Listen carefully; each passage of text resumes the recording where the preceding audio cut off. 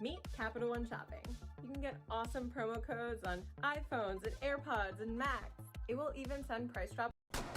So C4 is already gone. Remember that. Yeah, his C4 is gone. Help me break this, and I'm gonna flash. Yeah. Just break it. Just break it. Oh no.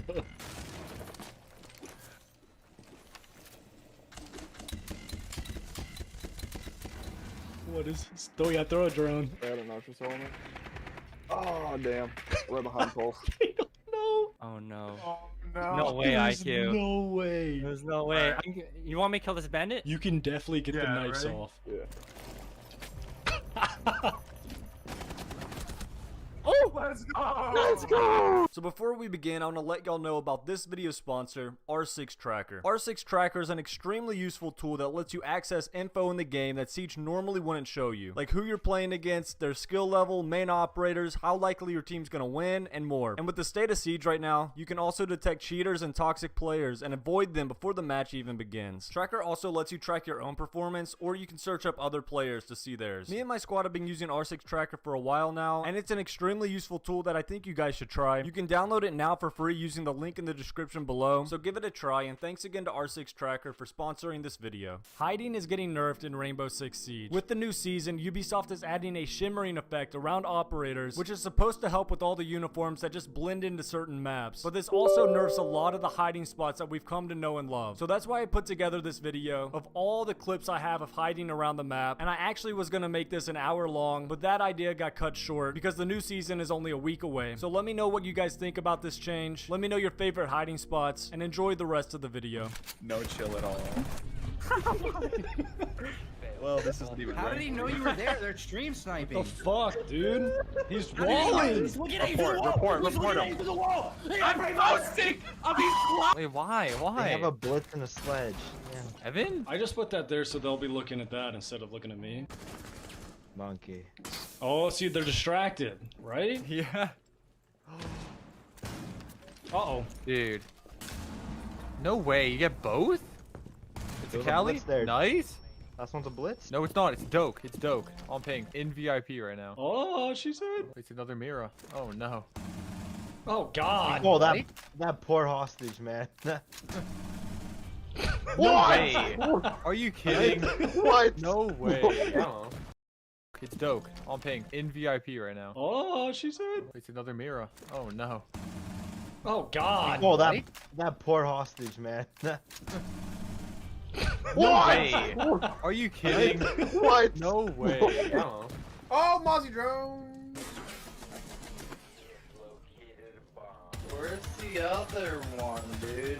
I think it's below. I'm about to jump in this window you see here, boy. Oh Lord, I'm about to bust. Thank you for the assist. Dude, Mozzie is spread eagling. I'm gonna go balcony.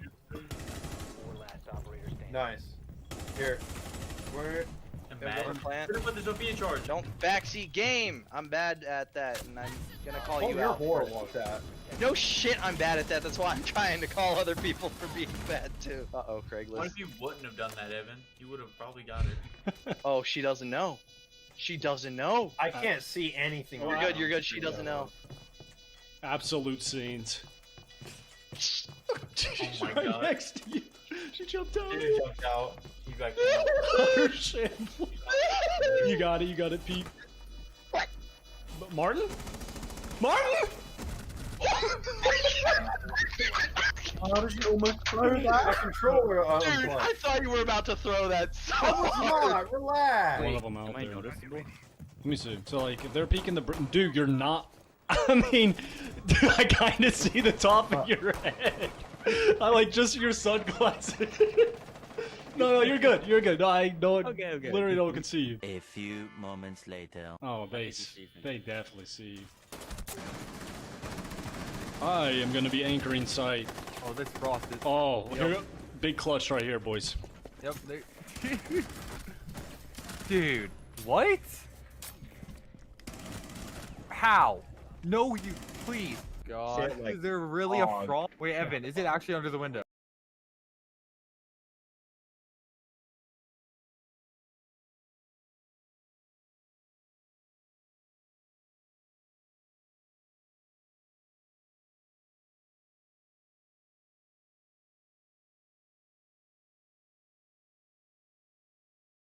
under the window? I have no clue. That's for you to find Do I out. just do it anyways? Do I really just do it anyways? Yeah, you're gonna find out real quick. I'm going. I'm going. I die. I die. Just aim down, dummy. Plant. What the fuck? There's so many in the hallway. Can I have one fucking not unlucky game? Are you kidding me?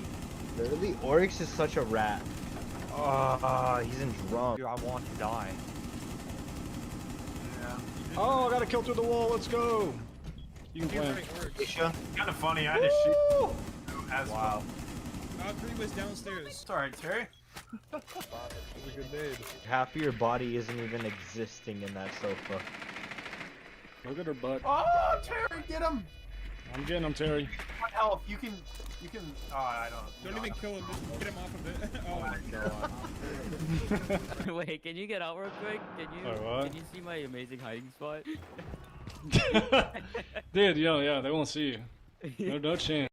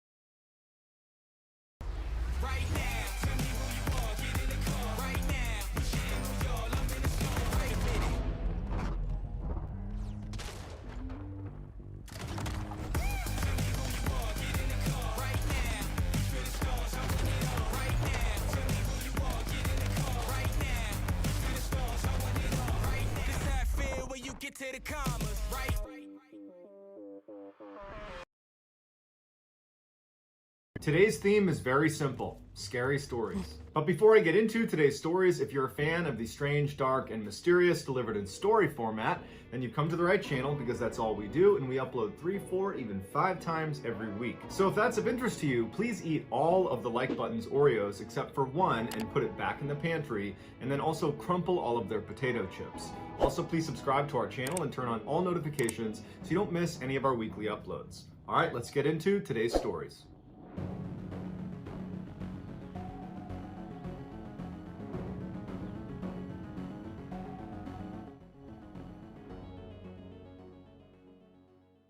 In 2010, an avid caver named Jeff decided to go to Madagascar to explore a natural cave shaft he had discovered years earlier. He arrived in country, he got a rental car, and he hired a guide to take him out to the area where he knew this cave was going to be. When he got out to that area, he used his notebook where he had taken notes the last time he was here, and he used that to find the opening to the cave. He paid the guide to stick around at the car while he went down and explored this cave. He assured him it was not going to be for a very long time. The shaft was approximately 50 meters meters deep and 1 meter across, so it's pretty narrow. And the first 20 meters of the descent are on a bit of an angle, and then the final 30 meters are down at a straight vertical drop. At the bottom of this cave was this opening where you could actually stand up and walk around, but there were no other tunnels to explore at the bottom, so you would just go down, touch the bottom, and go back up. The visibility inside of the shaft was limited because all you had was the light that was coming in, and because of how narrow the opening was, Jeff's body would obscure a lot of the sunlight coming in. So once Jeff got a few meters down into the tunnel, he would rely on his headlamp.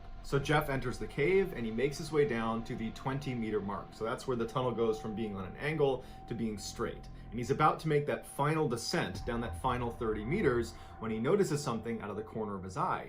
And he focuses his light on the side of the shaft and he sees thousands of black widow spiders trying to escape the light. They're scattering all over the walls. And he looks around him and he realizes from his position down on the vertical section of the shaft is covered in black widow spiders. As much as Jeff wanted to stop right there and go right back up to the surface, he couldn't. In order to go back up this line that he was rappelling down on, he needed technical gear. And his technical gear was packed in his backpack, and it would just be totally unsafe trying to fish it out of his bag. And so he would have to descend the final 30 meters to the bottom, then take his pack off, get the gear out, and go back up. So Jeff took a deep breath, and he began his slow, awful descent into this cave filled with spiders. And periodically, as he would bump into the wall, he'd hear them scatter all over the walls, and then he saw them climbing on his sleeves, and he'd have to brush them off his sleeves. He saw them on the rope, he's trying to brush them off. He finally gets to the bottom, and he can hear the spiders on the wall just crawling all over the place. He takes his bag off, and it's covered in spiders. He opens it up, spiders crawl out of his bag. He carefully reaches in and pulls out his technical gear. He throws it up and he begins making his way back up, and the whole time he's just brushing spiders off of him. Once he gets to the surface, the first thing he does is he strips all of his clothing off to get all the spiders off of his clothing. He takes his bag, dumps it out, more spiders are in there. After he finally brushes all the spiders off, he redresses and gets in the car. And you can only imagine what the guide was thinking as he's watching this guy, this foreigner, taking his clothes off after being in this cave. But luckily, he doesn't get bit. He gets in the car with the guide, and they start heading back towards the city. As they're driving, he takes his notebook out, and he scratches off the title he had given this cave from the last time he was here, which was the Crooked Tube. He scratches that out, and on top of it, he writes, "The Entrance to Hell."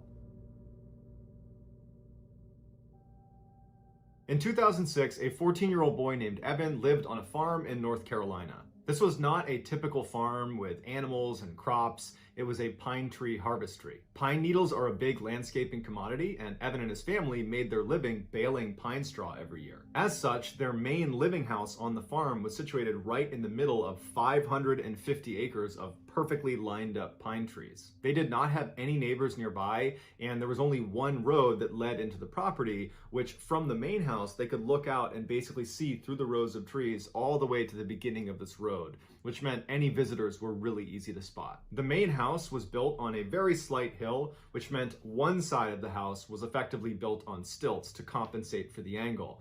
And on that side of the house, on the first floor, was the living room. So anyone who was in the living room looking out the window, they'd basically need to look at a downward angle to see the ground. It would actually seem like you were on the second floor, but really you're on the first floor. The window in the living room was very unique. It stretched almost the entire length of the room, so almost 50 feet across. And at night, you could see animals darting between the different trees because you could see down the rows. And so that was pretty creepy. And then just the fact that this window is so big, if you're in the living room at night, you just felt really exposed. So between the creepy animals running around and the level of exposure and vulnerability, people basically avoided the living room anytime they were in the house at night. That winter, Evan's cousin came to stay with him on his farm, and because the main house did not have any extra bedrooms, Evan and his cousin would have to sleep in the living room. There were two couches inside of the living room, one that was right underneath the 50-foot long window, and then another which was on the other side of the room against a wall that did not have a window.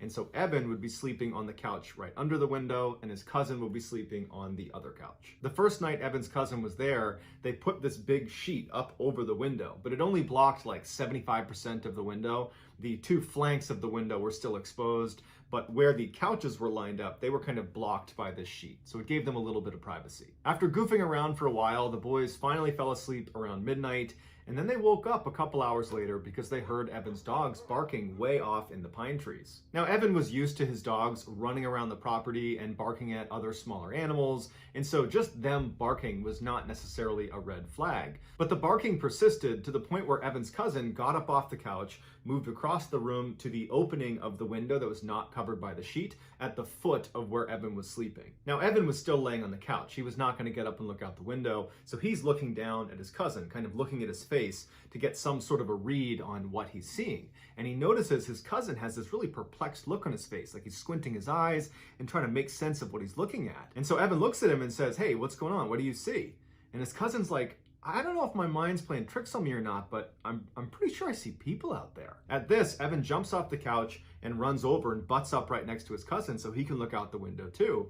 And he's scanning out amongst the rows of trees because there's just a mile of pine trees. And the first thing he notices is the moon is very bright that night. So there's good illumination, and there was a light snow covering on the ground, which really added to the illumination. He's looking out maybe 100 meters when he sees someone's leg extend from behind one of the pine trees as if they're stepping into the space between a pine tree column. And he's staring at it, and he can't believe he's even seeing anyone walking around this area because he didn't see anybody come in on the road, and they have no neighbors. And so he's looking, and then a body follows the leg. A person walks from one row to the next. This tall, dark figure just walks calm as can be between the two pine trees. And Evan just grabs his cousin, and he's like, "Did you just see that?" And his cousin's like, "Yeah, I saw that." And so they continue to look in the direction of where this person crossed the path.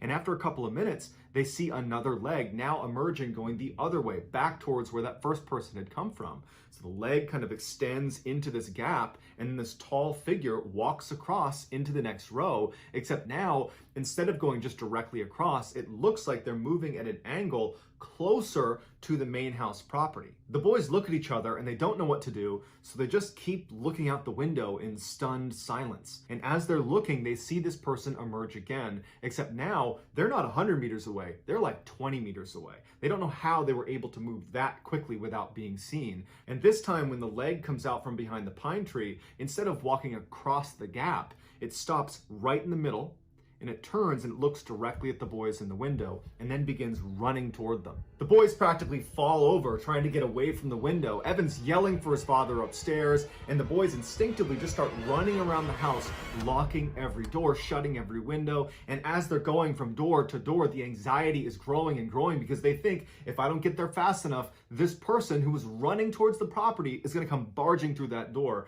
And so at every door, their anxiety is through the roof, but they manage to shut everything. Everything is locked right as Evan's father comes charging down the stairs. He's got his gun in hand, and he's like, "What's going on?" And they say, "There's someone out in our property." Their dad charges out the front door. The front door is not on the same wall as the living room. It's on the side of the house. So once he goes outside, he's going to need to turn to the right to look out in the direction they were describing. He bombs outside, he stays on the porch, and he starts yelling at whoever's out there that if you come over here, I'm going to shoot you, get the F away from here. And then there's silence.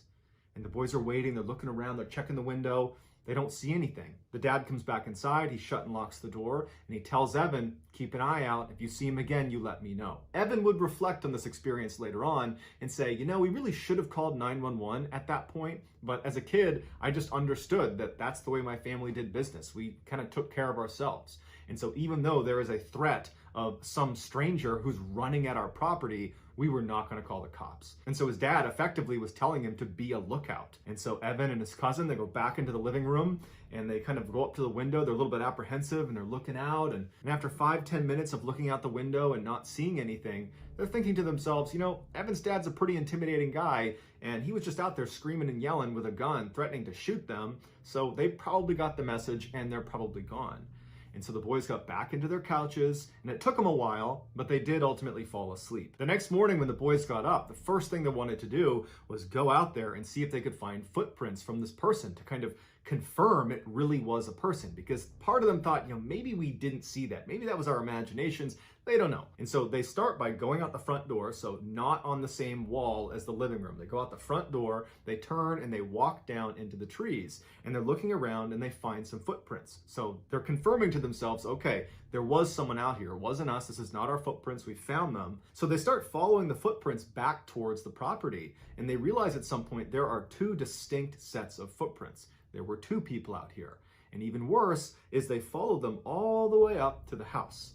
And there were two different circles of footprints that stopped right underneath the living room window along the two flanks of the window where the sheet was not covering. Which means over the course of the night, when Evan and his cousin were up at that window looking out, there's a good chance that one or two strangers were tucked up against the side of the house. And they would not have seen them because of the angle out of the living room window. It was steep because of the stilts it was on. And so anybody that was tucked up along the side, they'd be in a blind spot. And then for sure, after Evan and his cousin got back into bed and were sleeping, there were two strangers who were right up against those windows, probably pulling themselves up to look inside. When Evan's father found these footprints, he immediately grabbed his gun and tried to follow them back into the woods to see where they came from, but unfortunately the snow cover wasn't complete, and at some point they lost the tracks and they never figured out who those two people were. Evan would say, following this event, his cousin refused to ever come back over his house for a sleepover.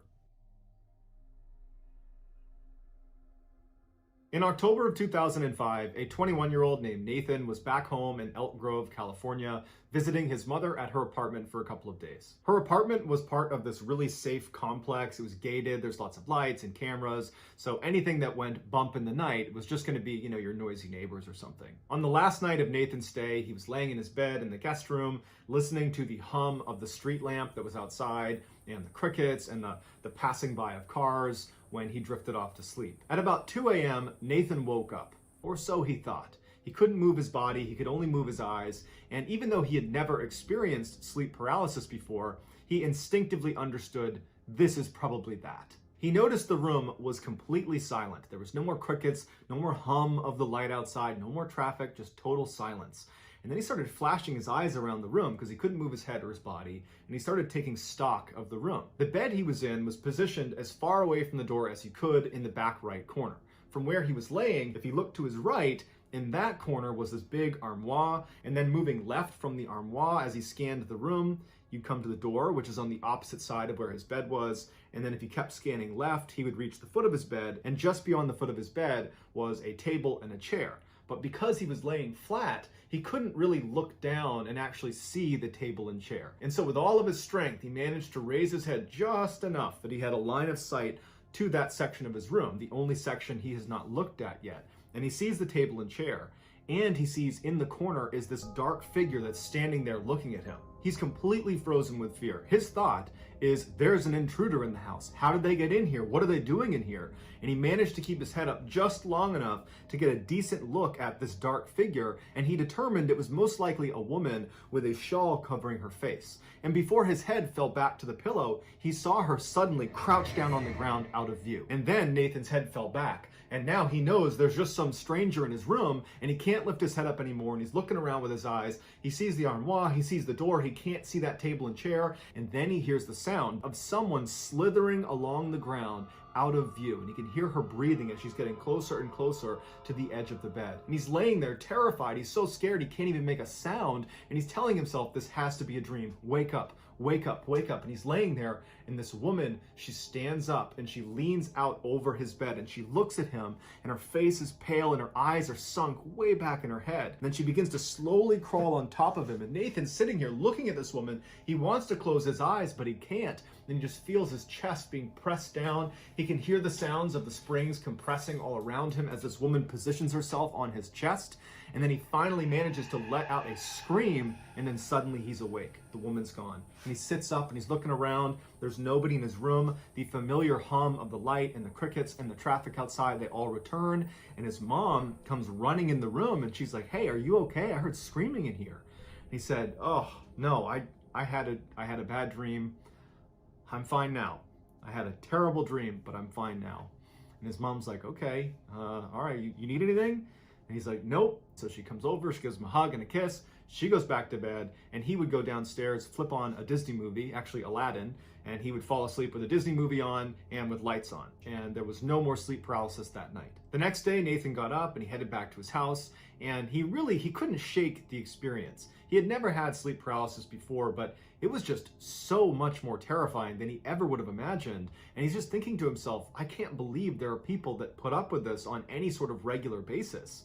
But, after a couple of days and getting home and not experiencing any sleep paralysis, time went on and he just kind of forgot about it. A few months later, in March of 2006, Nathan is at this big family party in Chico, California, big outdoor barbecue, all of his family's there, and at some point his sister shows up. His sister was not supposed to be attending this party, so it was a great surprise. He hasn't seen her in a while, and he immediately pulls her aside to catch up with her. And so for the first hour of their conversation, they're just chatting about their lives and what they're up to. Towards the end of their conversation, Nathan suddenly felt compelled to share his sleep paralysis experience with his sister. And the reason he wanted to was because he knew that she knew that he was actually a skeptic. And so she would believe him. If he's telling her this is what happened, she would believe that that's what he saw. And so he starts by saying, I had the weirdest experience at Mom's apartment just a couple of months ago. I'm pretty sure it was sleep paralysis. And his sister immediately butts in and she goes, wait a minute. I had sleep paralysis for the first time in my life 2 weeks ago at Mom's apartment. It was horrible. I was in the guest room and then I saw this woman and she was like standing on me. I thought I was gonna die. It was horrible. That's exactly what happened to me. I was laying in the guest room and I couldn't move, and then I saw a woman in the corner and she stood on my chest. They proceeded to go over all the details of each of their stories, and they discovered that they had had almost the exact same experience. And at the end of it, they wanted to have a rational explanation for how they both could just somehow have their only sleep paralysis experience in the same room in roughly the same timeline and experience the exact same events. They were trying to, come up with a rational explanation for that, but it was just too much of a coincidence. But ultimately, neither of them were really prepared to start discussing what else it could be. So they decided to just kind of laugh it off and say, man, that's pretty weird, and they moved on. After the party was over, Nathan would go back to his house and he would tell his wife about this crazy coincidence he and his sister had, and his wife would say, yeah, that's wild. But after that, Nathan just did not want to think about it or talk about it, and so he kind of just, pushed it out of his mental space and did forget about it. He moved on. 5 months later, in August of 2006, Nathan's mom would move out of that apartment building and she would move into a 2-story house still in Elk Grove, California. Shortly after she moved in, she asked Nathan if he would come spend a couple nights with her, and Nathan said sure. In order to better understand what happens to Nathan over the course of his stay at his mother's new house, you need to understand a basic layout of her house. So when you walk through her double doors, to your left is going to be a formal living room. In the center of the house is a hallway that shoots straight back to the kitchen. And then to your right when you walk in, there's a wall, and on that wall is the stairs leading up to the second floor.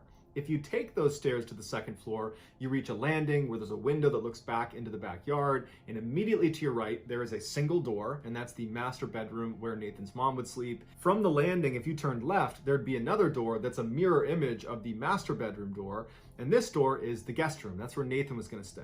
And then to the left of the guest room was a hall that went to the front of the house, but that's irrelevant to the story. If you went inside the guest room, the bed was located in the back right corner, so the same layout as the guest room in the apartment building, where the person laying in the bed, so Nathan, his feet would be closest to the door. And from Nathan's perspective in the bed, the only other piece of furniture in this new house guest room was a table that was, from his perspective, on the right-hand wall, centered on the wall, and on the table was a TV. So that's the only things in the room. The first night Nathan was at this new house was totally uneventful.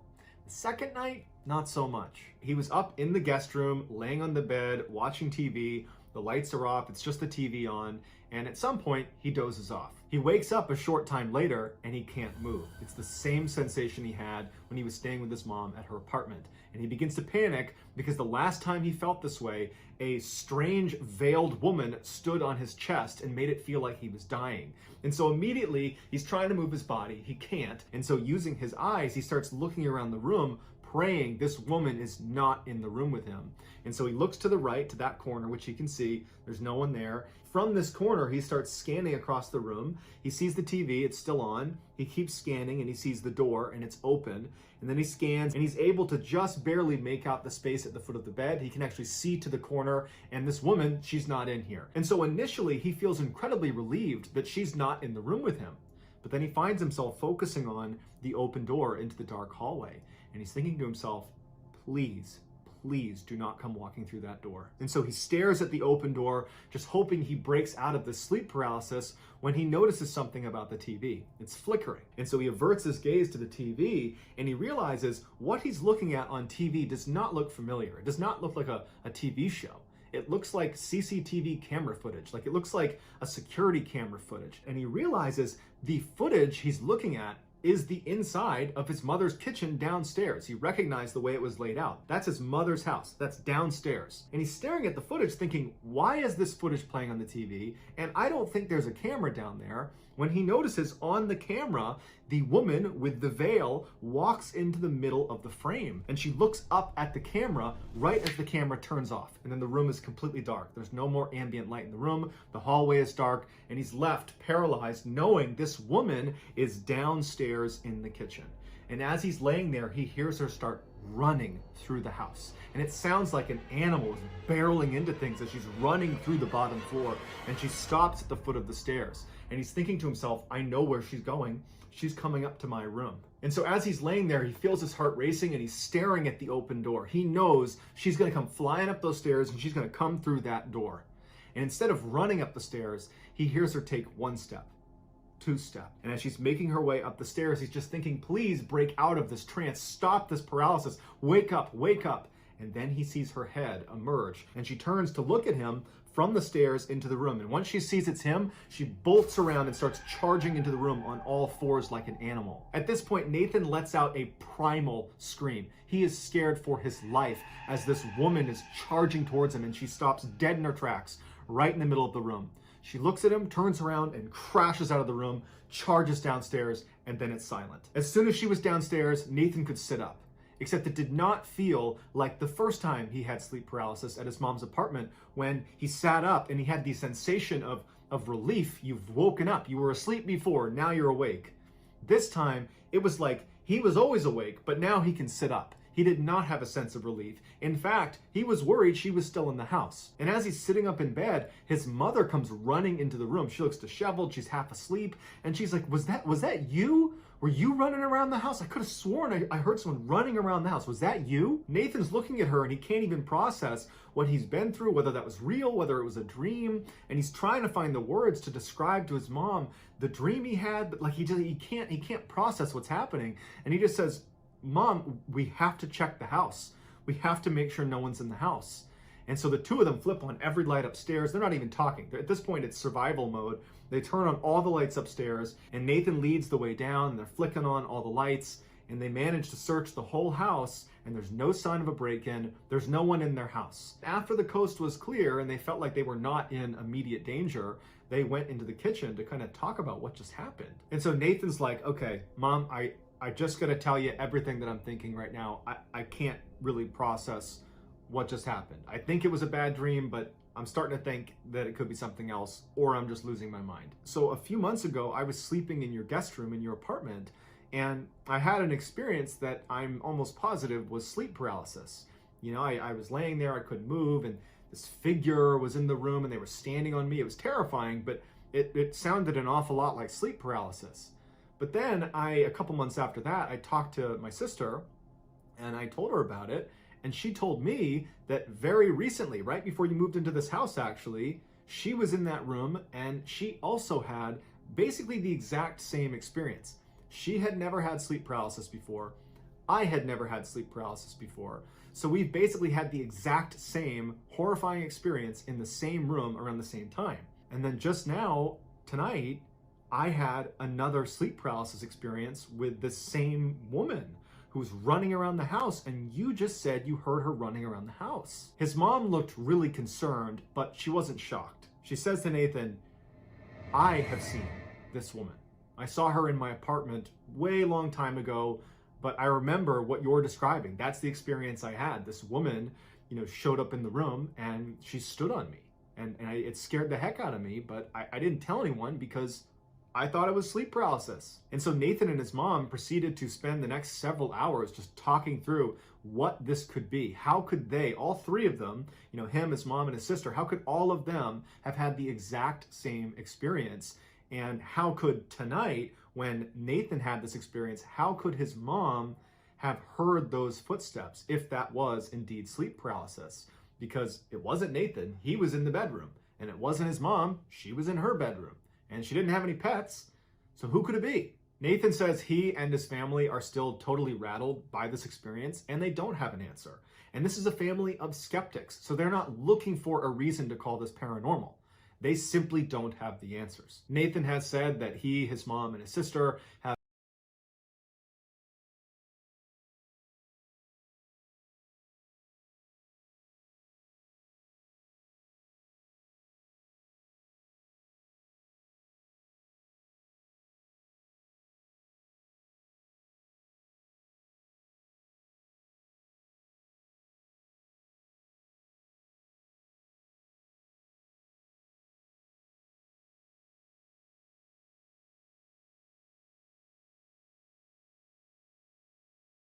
Let's go out and play.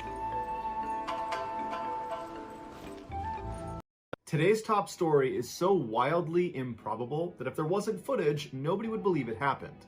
Luckily, I've included the footage. But before we get into today's stories, if you're a fan of these strange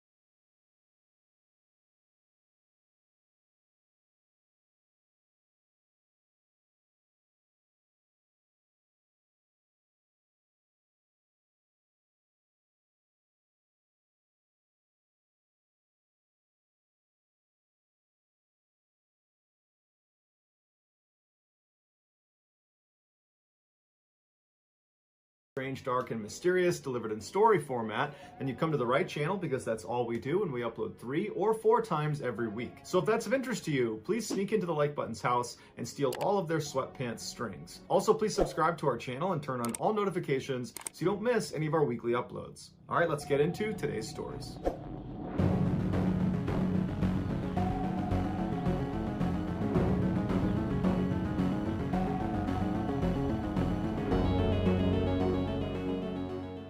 In 1974, Jean-Claude Romand enrolled in medical school in Lyon, France. He was a model student who excelled despite the notoriously brutal course load. In 1980, he married his girlfriend, and shortly after that, they had 2 kids, a boy and a girl. In 1983, he officially became a doctor and landed a great job as a researcher at the World Health Organization in Geneva. His focus was on finding new medicines to treat arteriosclerosis, also known as heart disease. His wife would proudly tell her friends that her husband was a super doctor who worked quietly in a neon-lit lab in Geneva to develop all these incredible treatments. From the outside looking in, Jean-Claude's life looked perfect, but looks can be deceiving. In the early morning hours of Monday, January 11th, 1993, Jean-Claude's best friend, Luc, received a call informing him there had been a terrible accident. In the night, a boiler had caught fire inside of Jean-Claude's house, killing his wife and his children. Jean-Claude had barely escaped alive, but when he got to the hospital, he had slipped into a coma. The 2 men had been friends for nearly 20 years.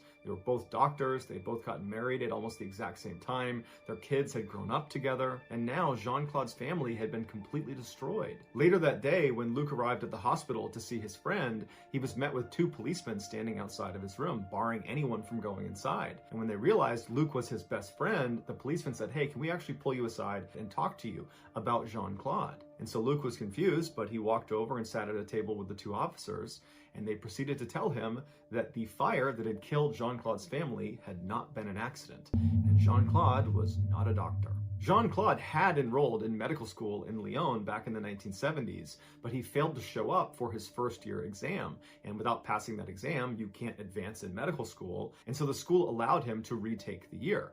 And so Jean-Claude did that for 12 consecutive years. All the while, he told his friends and family that he was following normal medical studies, and eventually he told them he had become a doctor. Instead of going to Geneva to discover new medicines for heart disease, Jean-Claude would drive around the border area between France and Switzerland and periodically go to the World Health Organization's Public Information Center and would just walk around the lobby and read pamphlets before going home again. When Jean-Claude went on overseas business trips, he would actually just leave his house, hop on the highway, and stop at a motel, stay there for a couple of days, and then return with gifts. He lived off money from the sale of his student apartment in Lyon that his parents had bought for him. When the money ran out, he asked his friends and family to give him their life savings so he could invest them into these schemes that he knew about because he was a UN employee. And because he's this very successful, reputable doctor, people agreed and gave him their money. But by late 1992, some of his victims were asking for their money, and he didn't have it. And so some of these people began doing some research on Jean-Claude, and they found his name was not listed on the World Health Organization's staff list. By January of 1993, Jean-Claude knew it was only a matter of time before he was exposed. And to this point, he has been living this life for almost 20 years. His wife, his kids, his friends, his parents, everybody, he has told that he's this successful doctor, and that's all about to come crashing down. And the way he handles it is he drives to his parents' house and he kills his parents and their dog, and then drives back to his house and kills his family, takes sleeping pills, and then lights the house on fire. But firefighters were able to get to him and pull him out before he could take his own life, and so after he regained his strength, he was taken into custody and he made a confession. He was convicted of murder in 1996 and given a life sentence, but in 2015 he became eligible for parole, and in 2019 he was released. On September 6, 2006, 51-year-old Susan Kuhnhausen was returning from her job as an emergency room nurse in Portland, Oregon. On the way, she stopped at a hair salon to get her hair dyed. While she waited her turn, she picked up a magazine, and a particular quote stood out to her. It said, "I will not live an unlived life. I will not live in fear." At the time, Susan was fighting with her husband, Mike. They had been married for nearly 18 years, and their marriage had become toxic, and Susan had finally gotten the courage up to tell Mike she wanted a divorce, and Mike did not want a divorce. house. And so they had these bitter, awful fights, and Susan was just looking for things to latch onto, and this type of quote gave her motivation to follow through with this very difficult decision. About an hour later, with her hair now a slightly different color brown, she hopped back in her car and drove the last couple of miles home to her quiet little neighborhood. She pulled into the driveway of her one-story Cape Cod home with their gray picket fence around it. She went in the back door into their mudroom, and right away she saw a note next to the microwave that her husband had left, because at this time they were still living together.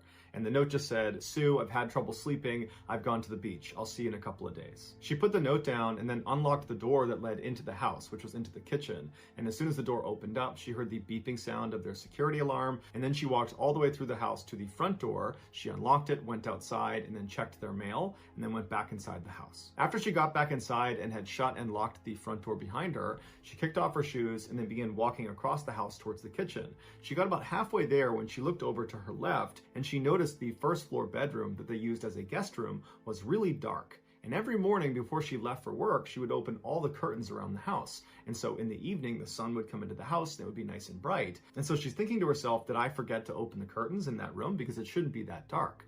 And as she's staring at the room, a man she didn't recognize walked out from behind the bedroom door and started walking towards her. He was medium height, medium build. He had a hat pulled down over his eyes. He had yellow rubber gloves on, and he was holding a hammer. And he began walking right towards her. For many people, the sight of a stranger inside of your home carrying a hammer would be enough to prompt you to turn around and run out of your house. But not Sue. She had been an emergency room nurse for the past 30 years. And in that time, she had done things like crack open people's ribs to massage their hearts. She had administered IVs and thrashing patients that were suffering from withdrawals.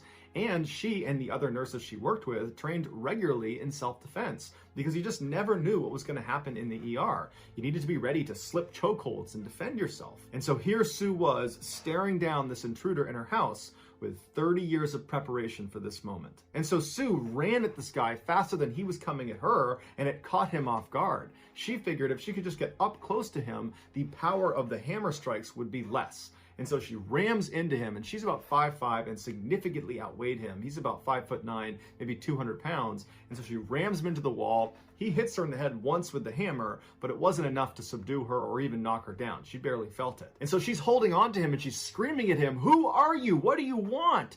Because there was a part of her that thought, this is a burglary. I'll just give you what you want. But the guy didn't say anything. And so Susan grabbed him and pushed even harder against the wall. And the man would say 2 words. It was the only 2 words he said the entire time. And it was, "You're strong." And Susan, when she heard that, it was like an adrenaline rush. She knew this guy was not trying to rob her. He was just trying to kill her. And she thought, no, I'm gonna live. And she managed to wrestle the hammer away from him while pinning him against the wall, and then smashed him in the head 3 times with this hammer before he managed to get it back. But when he reached for the hammer, she grabbed his throat and began choking the life out of him. The man immediately went for his throat to get her hand off of him, so he was not trying to attack her. And Susan realized that she had him on the defensive, and she grabbed tighter and tighter around his throat. She moved her other hand up and really started crushing his windpipe. And then she screamed at him, "I'll call an ambulance if you tell me who sent you." And the man looked at her and just grunted at her. And so she continued to squeeze harder and harder until his face turned purple and his eyes rolled back. And she knew, as an emergency room nurse, if she continued, she would kill him. And she wasn't really prepared to do that. And so she threw him to the ground. She turned and began to run towards the front door. But this guy jumped up and leapt after her, grabbed her by the ankle, and tripped her to the ground. When she landed, she rolled over onto her back, and right on top of her is this guy wielding the hammer, and he's about to bring it down on her. And so she instinctively just shot up. She sat up as fast as she could, and she bit down as hard as she could on the inner part of his upper leg. She bit so hard she tore through the fabric. And the guy screamed out in pain. He couldn't even hit her with the hammer. He began staggering back, at which point she released the bite, got up onto a knee, and then bit him again on the side of his rib cage as hard as she could, once again tearing through the fabric. And so now this guy is howling at the top of his lungs, at which point Sue grabs him and throws him to the ground, but she falls with him, and she lands directly behind his back. And he's still trying to grab her, and he's got the hammer, and he's trying to hit her. And so she reaches out and puts her arm over his throat and puts him in a wicked chokehold, one that he was not getting out of. And so the guy is trying to fight and get his neck out of the chokehold, but Susan decided that this guy, he's not going to talk, he's not going to tell me what he wants, he's here to kill me, so I'm going to kill him first. And she proceeded to choke him to death. And once he stopped moving, she calmly stood up, looked down, knew he was dead. She grabbed his hammer and then calmly walked out the front door, walked to her neighbor's house, knocked on the door, and then her neighbor comes up and sees Sue just standing there with her clothes tattered and she's all bruised and bloodied, but she looks like she's totally okay. And the neighbor asks Sue, you know, what are you doing? What's going on? Why do you have that hammer? And Sue would tell her that, well, I had an intruder and he tried to kill me, so I killed him. And I need to use your phone to call the police. And so her neighbor's like, okay, come on in and use my phone. And so Sue walks in with her hammer in hand and calmly calls the police and tells them what happened. Police and paramedics show up and they go inside of Sue's house and they confirm that her attacker was in fact dead. And her attacker turned out to be 59-year-old Ed Haffey, who was a Vietnam veteran with a long rap sheet. They discovered Ed's backpack inside of Susan's house, and in it was a notebook that contained instructions for what to do after he killed Susan. And one of those instructions was to call Mike. It turns out this Mike was Susan's husband. He had paid Ed $50,000 to kill his wife. And Mike, earlier in the day, had gone to the house and allowed Ed in and told him where to go and where to wait. And then on his way out, he had written that note saying, I'll see you in a couple of days. When police brought Mike in, he initially denied all charges and said he had nothing to do with this, but he would eventually confess and then would be sentenced to 7 years in prison for soliciting to murder his wife. Although Mike never gave his exact motivations for why he actually did this, he would have been ruined financially during this divorce, but if Susan were to die, he would inherit the house. Immediately after his sentencing, Susan sued Mike for $1 million, claiming she wanted to make sure he didn't have any more money so that he couldn't go hire another hitman to finish the job. Susan didn't have to worry for very long though, because Mike would die shortly thereafter in prison. As for Susan, she never faced any criminal charges and in fact was hailed as a hero in the wake of the attack.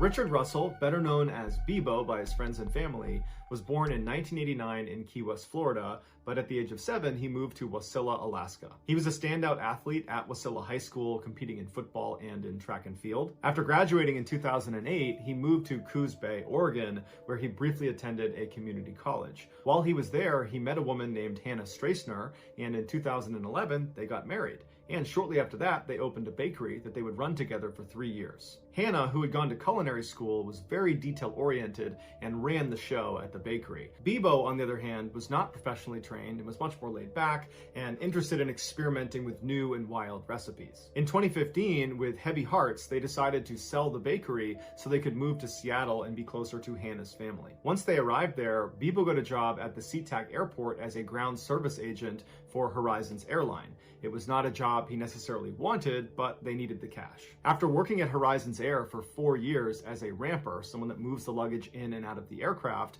Bebo was given some additional responsibility. They asked him to be on a 2-person tow team. A tow team is in charge of moving airplanes around in between their flights. And so the way this works is one person goes down and drives the actual tow vehicle and hooks that up to the airplane and begins moving it around, and the other person would go up into the cockpit, turn the plane on, and then work a couple of very basic systems to help get the plane to go where it needs to go. The members of a tow team are one of the very few number of people that are allowed to go into the cockpit of an aircraft by themselves. And so Bebo really relished this opportunity, and when he was up there, he found himself fascinated with all the controls, and any chance he got, he would ask a pilot, if they were inside of the aircraft, to teach him what some of these controls were. But one time, Bebo was flipping some of the switches in the cockpit that he was not supposed to touch, that other pilots had told him about, and the pilot of this particular plane caught him doing it, took exception to it, and reported him. But surprisingly, there were no repercussions. It was just really embarrassing for Bebo. Like many of the other ground service agents working at Horizon Airlines,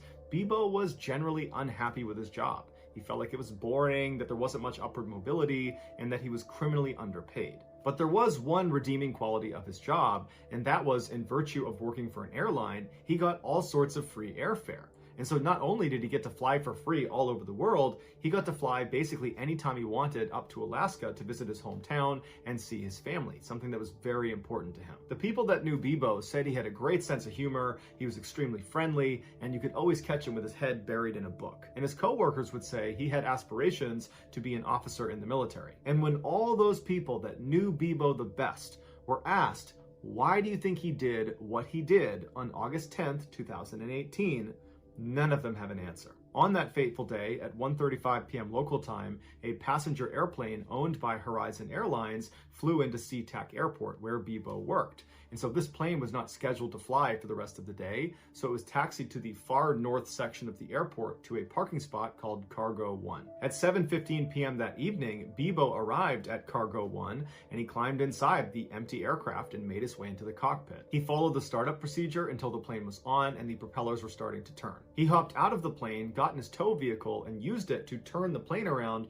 so its nose was pointed towards the airfield. He moved the tow vehicle out of the way and then climbed back inside the aircraft, shut it behind him, and got in the cockpit and began taxiing out towards the runway. For the next few minutes, air traffic control bombarded Bebo over the radio, asking him, "What are you doing? This is unauthorized movement. You should not be heading towards the runway right now." But Bebo never responded. Instead, he just continued on until he reached the beginning of the runway, at which point, despite having no flight experience, minus some video games and fiddling with some switches in the cockpit while he was in the tow team, he managed to go full throttle and get this plane careening down the runway and successfully took off. But that was nothing compared to what he did next. Over the course of his 1 hour-long flight, he expertly performed backflips and barrel rolls and these huge loops in the sky, dangerous maneuvers that even expert pilots might risk stalling the plane and crashing. But he didn't. It was like he'd been doing this his whole life. Onlookers on the ground were shocked to see this passenger airline performing these ridiculous stunts so low to the ground that all over Seattle, you had people filming this plane and posting it to social media. So in real time, it was like the world was made aware of Bebo up in the sky. And so people went outside and just watched as he flew around. But the real story is not the aerial stunts that Bebo was pulling in the sky. It was the strange, calm conversation that Bebo had with the air traffic controller the whole time he was up in the sky. The extremely professional, very calm air traffic controller tries to convince Bebo that he really needs to come down and land this aircraft. And he begins telling him where he can go, different airfields, and if he needs to, he can land out in the Puget Sound. But Bebo kind of laughs it off and says, "You know, I wasn't really ever trying to land this plane. I just wanted to do a couple maneuvers before I put it down." And so as Bebo soared through the sky, this controller tries in vain to convince Bebo to stop what he's doing, and Bebo's just completely ignoring him and cracking jokes with him and telling him how he just loves the scenery up there and how beautiful it is. And then at one point, Bebo becomes remorseful and he says to the controller that he really hopes he hasn't ruined his day and he feels really bad for the people that he's inevitably going to hurt. And then in Bebo's most poignant moment, he tells the controller that he's just a broken guy and he's got a couple of screws loose and he didn't know it until now. Towards the end of the flight, Bebo tells the controller that he's going to try for one more barrel roll, and if it goes well, he's going to go nose down and call it a night. The controller tries to convince him that it's still possible to try to land, but at this point, Bebo's not listening. At 8:45 p.m., the nose of the plane was seen pointed straight down at the earth. 1 minute later, at 8:46 p.m., Bebo intentionally crashed into a small island off the coast of Seattle. He was the only fatality in the crash. Here is a condensed version of some of the commentary between Bebo and the air traffic controller, along with some of the real footage of him flying the plane. I just kind of want to do a couple maneuvers, see what it can do before I put her down, you know? Approach welcome, final runway 16 right.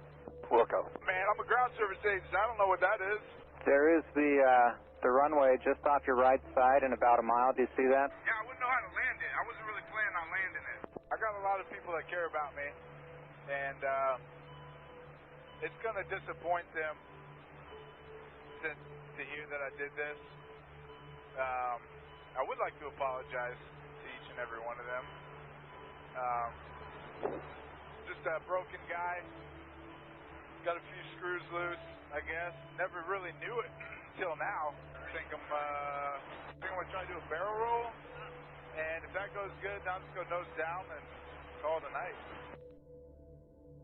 How Bebo was able to take off and fly around and pull these stunts without any formal training remains a mystery. Some people believe he was planning this for a long time, which is why whenever he was in the cockpit, when he was in the tow team, he would ask pilots to explain the different switches and toggles and how to use them, and he would feign that he was just curious, when in reality, he was actually trying to learn how to fly the plane. As for the incredible stunts he was doing, it's believed he did learn those in a video game. But even if this is true, that he learned how to fly a plane by asking a couple questions and playing video games, the chances of it working out and actually successfully taking off and doing what he did are astronomically low. Normal people can't do that. And that's why the internet gave Bebo a new nickname to commemorate the fact that basically no one could have done this but him.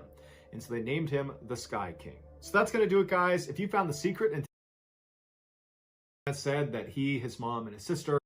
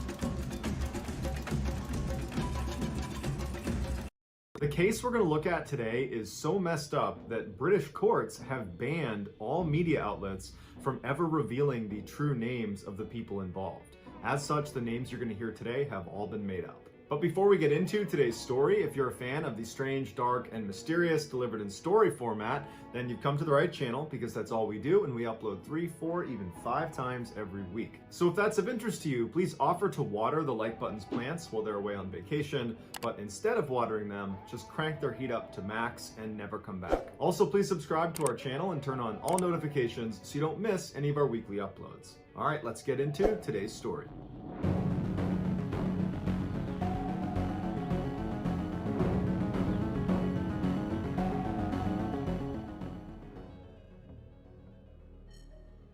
On June 29, 2003, a 14-year-old boy named John and his best friend, a 16-year-old named Mark, were walking in this back alleyway behind a row of shops in Manchester, England. Mark had asked John to go back there, to which John was a little bit confused because it was just a dead end back there. But he went back there anyways because he figured, you know, Mark must have a reason. And so they're walking along this alleyway when Mark suddenly comes to a stop. And he turns to face John, and John's looking at him inquisitively, and Mark just reaches out and grabs him by the shoulder before pulling out a huge knife and drives it into his stomach and says, "I'm sorry, bro," pulls it out again, drives it into his chest before releasing it and letting John fall to the ground. As soon as John hits the ground, he looks up at Mark and he says, "You're killing me." And Mark says, "I had to do it. If you knew all the details, you would understand." And so after only a couple of minutes, John goes quiet and he's laying still on the ground, and Mark would stand there just waiting for about 20 minutes to ensure that John really was dead before calling authorities and claiming some madman had snuck up behind them and attacked his best friend, and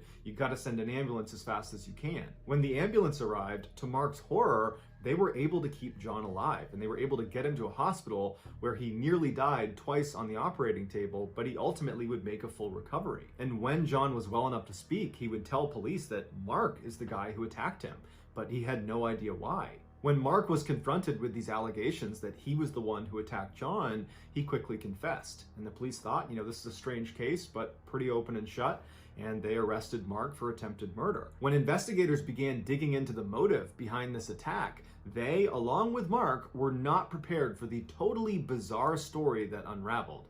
The judge in this case would say well-schooled fiction writers could not come up with the plot of this real-life story. And so this crazy story starts 4 months before the stabbing in February of 2003. In February of 2003, Mark was a 16-year-old student who was also a part-time dishwasher at a restaurant near his home in Manchester, England. Mark had okay grades, but even by his own account, he was nowhere near an academic. In fact, he was quite dim-witted.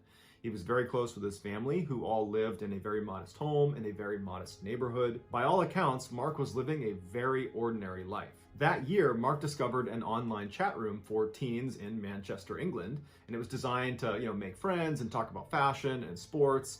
And initially, when he logged into this chat room, he was just watching. He wasn't really participating. But over time, he became a very active user, and in fact, became totally obsessed with this chat room and basically put everything else in his life on the back burner to the point where his grades were tanking and he was staying up all night. I mean, this really took over his life. Also in February of 2013, John was a 14-year-old student who lived in Manchester, England, but not near Mark, and at this point he had not met Mark yet. He was incredibly intelligent and polite and charming, and he was an excellent, excellent student, and he went to a very, very prestigious school. But while John's academic life was going really well, his home life was kind of in shambles. His mother had a series of really crappy boyfriends that always left, and they always left her feeling very depressed, and it was just a very sad environment around his mother. And John, unfortunately, had grown up believing one of his mother's ex-boyfriends was his biological father. And even though this boyfriend had abandoned the family, John at least knew who his dad was.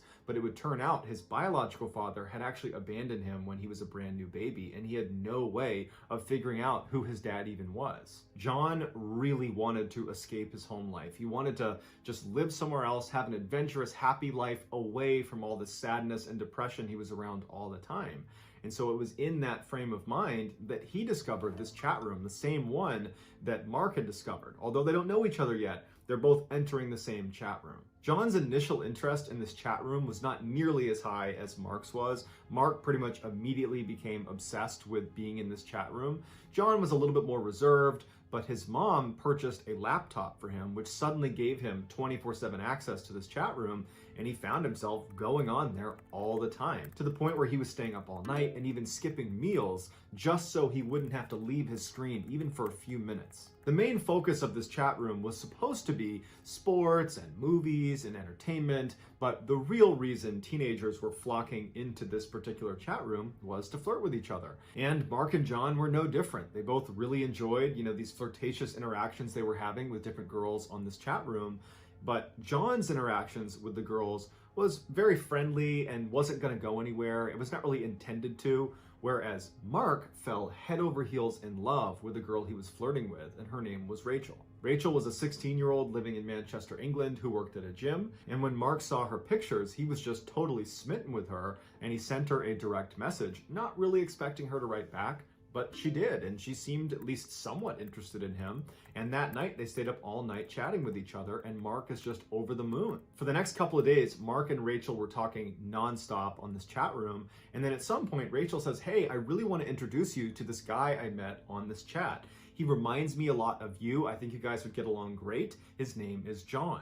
And Mark was like, okay, cool. So Rachel introduced him to John, and they hit it off right away. And the three of them formed their own separate chat thread outside of the main chat room. And very quickly, through this separate chat thread that they were on pretty much 24/7, Mark and John would become best friends, and Mark and Rachel would fall deeper and deeper in love with each other. Every time John and Mark were in this chat room, they would use a web camera, but Rachel didn't have one.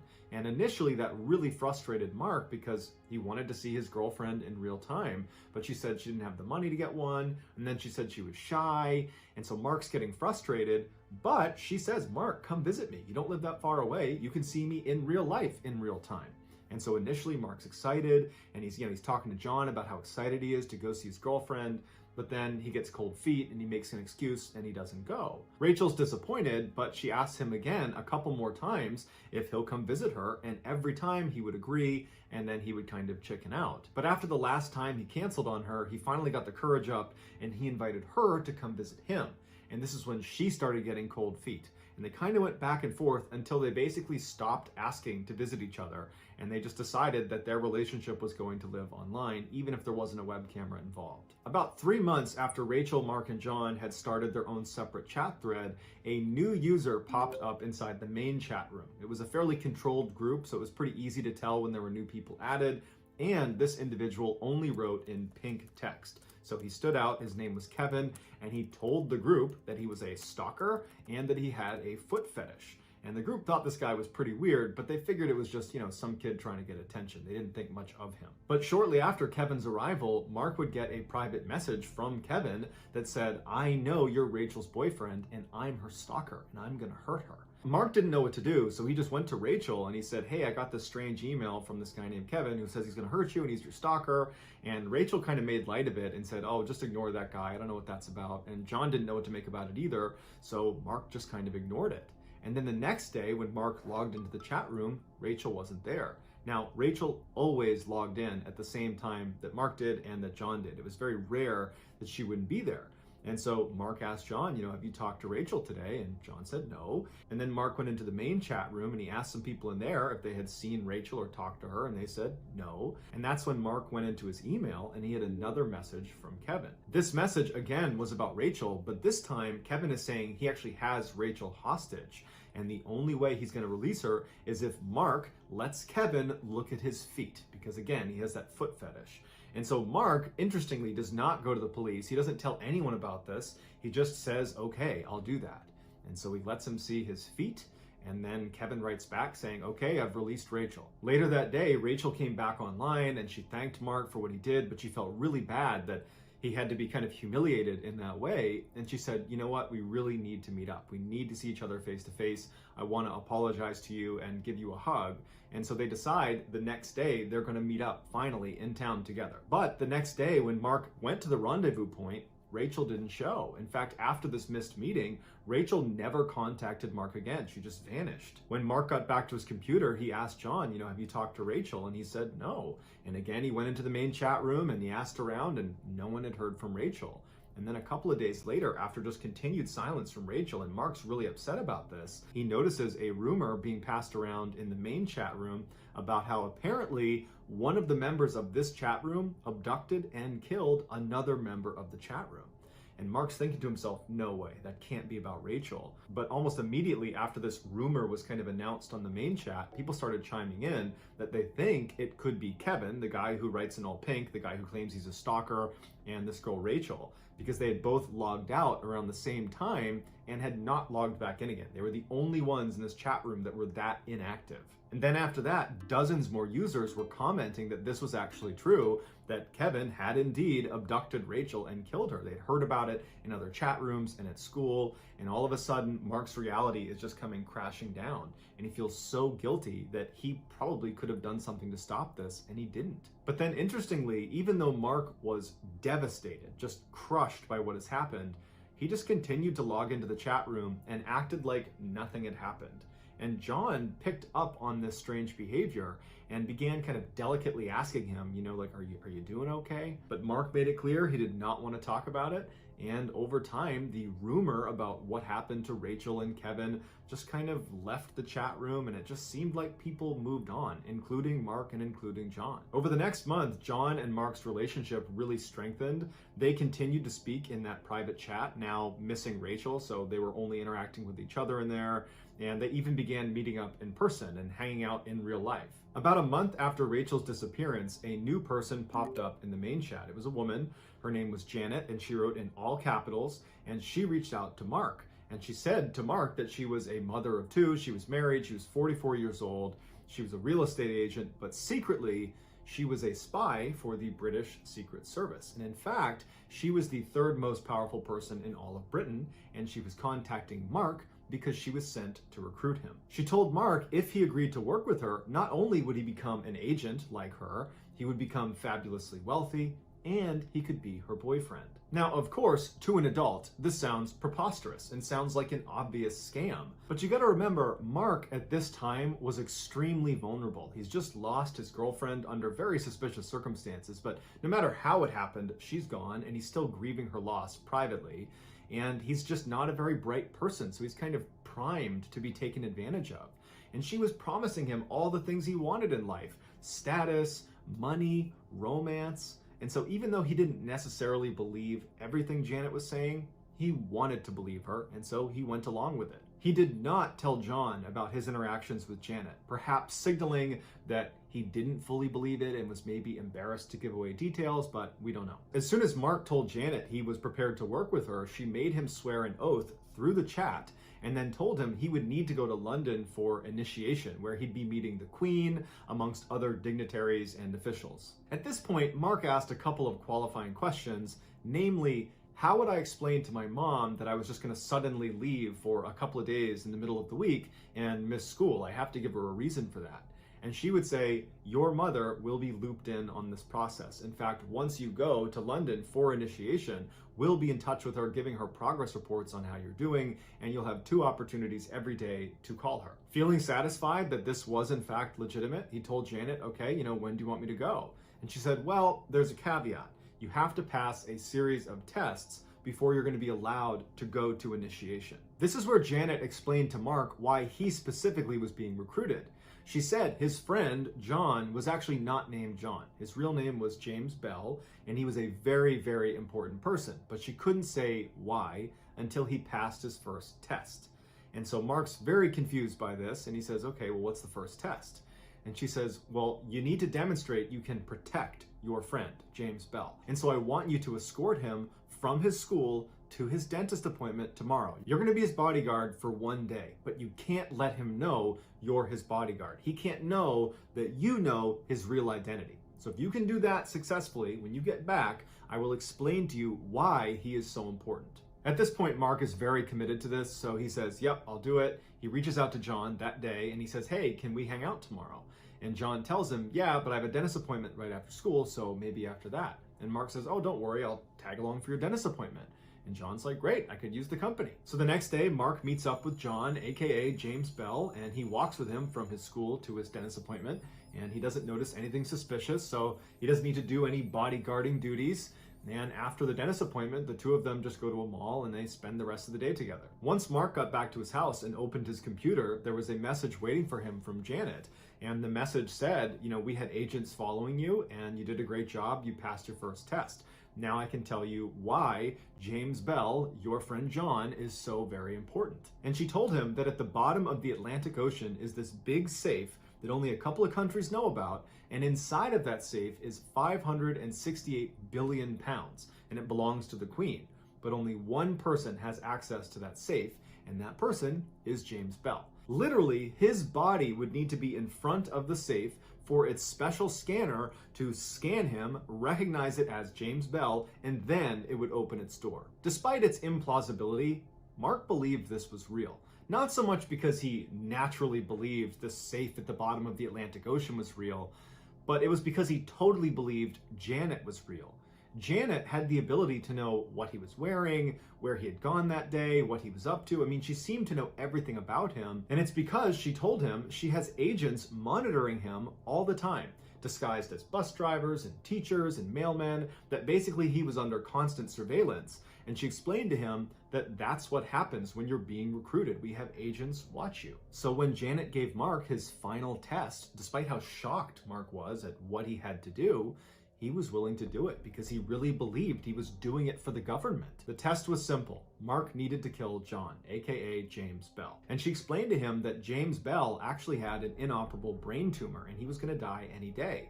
And if the wrong country found out about this, they could steal his body after he died and they could use his body to gain access to this safe. And so we need to preemptively end his life, take control of his body, and get that safe open. She told Mark if he completed this test, he would move on to the initiation phase in London where he would meet the Queen and he would get his first paycheck of 80 million pounds and he would officially become Janet's boyfriend. Mark is in so deep at this point, he is fully committed and he says, yes, I'm prepared to do this. And she says, okay, your new name is Agent 47695 and you need to go buy a large knife. She said there was going to be an abort code for this test, which was going to be 6969, and if at any point he hears anybody say that to him on the day he's supposed to carry out this attack, that means it's off and do not do it. So on June 29th, 2003, around 11 a.m., Mark and John, aka Agent 47695 and James Bell, met at a bus station in Manchester. Mark took John down the alleyway that Janet had instructed him to go down to commit the stabbing, and she had assured him she would be one of the first people to arrive on scene. She would be dressed as a detective, and she would ensure he did not get arrested.